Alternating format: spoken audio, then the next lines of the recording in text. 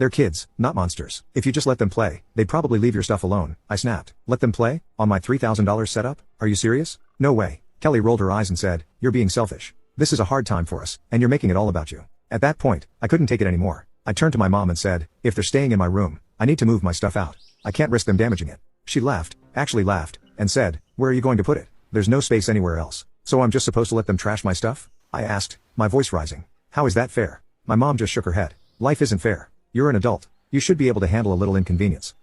A little inconvenience? Being kicked out of my own room wasn't a little inconvenience. It was disrespectful. I was paying rent for that space, and now I couldn't even use it. And on top of that, I wasn't allowed to go into my room anymore. My mom said it was their space now and that I had no right to barge in. For the next few days, I tried to stay out of the house as much as possible. I'd hang out at coffee shops trying to get work done on my laptop, but it wasn't the same. Without my studio setup, my productivity tanked. I was falling behind on deadlines and my stress levels were through the roof. I tried one last time to reason with my mom. Look, I said. I'll make a deal. Let me move my setup into the guest room, and they can stay in my room.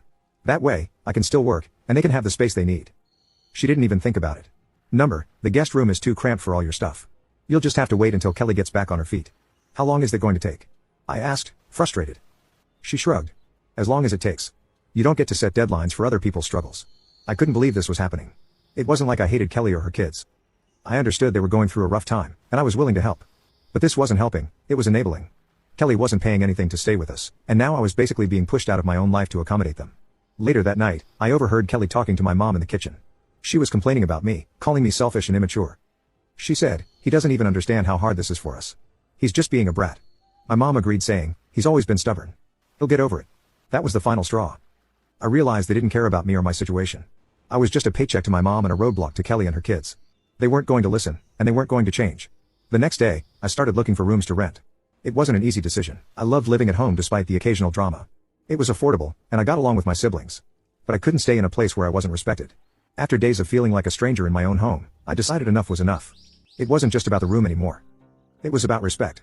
I was paying rent, contributing to bills, and trying to build a future for myself, but none of that seemed to matter to my mom or Kelly.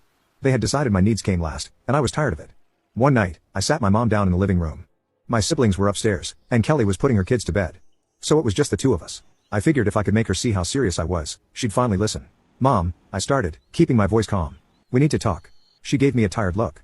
What now? I can't keep living like this, I said.